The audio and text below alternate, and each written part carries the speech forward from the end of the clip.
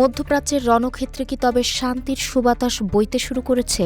Iran ও যুক্তরাষ্ট্রের যুদ্ধবিরতির মোড় ঘুরিয়ে দিতে তেহরান থেকে ওয়াশিংটনে পৌঁছেছে একটি বিশেষ শান্তি প্রস্তাব। হোয়াইট হাউস নিশ্চিত করেছে যে প্রেসিডেন্ট ডোনাল্ড ট্রাম্প এবং তার জাতীয় নিরাপত্তা দলের উচ্চপদস্থ কর্মকর্তারা বর্তমানে ইরানের দেওয়া এই প্রস্তাবটি গুরুত্বের সঙ্গে পর্যালোচনা করছেন। তেহরানের পাঠানো এই প্রস্তাবে মূলত দুটি বিষয়ের ওপর জোর দেওয়া হয়েছে: চলমান যুদ্ধ বন্ধ করা এবং বিশ্ব বাণিজ্যের মহাধমনী হরমুজ প্রণালী পুনরায় সচল করা। হোয়াইট হাউসের মুখপাত্র ক্যারোলাইন লেভিট সাংবাদিকদের জানিয়েছেন, প্রেসিডেন্ট ট্রাম্প ইতোমধ্যে তার জাতীয় নিরাপত্তা দলের সঙ্গে এই প্রস্তাব নিয়ে উচ্চ পর্যায়ের বৈঠক করেছেন। সেখানে ইরানের প্রতিটি শর্ত ও প্রস্তাবনা বিস্তারিতভাবে বিশ্লেষণ করা হচ্ছে। তবে এই শান্তি প্রস্তাবের সঙ্গে একটি বড় শর্ত জুড়ে দিয়েছে ইরান। তেহরান চায় তাদের পারমাণবিক কর্মসূচি নিয়ে আলোচনা আপাতত স্থগিত রাখতে হবে, অর্থাৎ পরমাণু ইস্যুতে কোনো চাপ ছাড়াই তারা যুদ্ধবিরতিতে যেতে আগ্রহী। কিন্তু এখানেই তৈরি হয়েছে বড় চ্যালেঞ্জ, কারণ পারমাণবিক ইস্যুতে প্রেসিডেন্ট ট্রাম্প শুরু থেকেই অত্যন্ত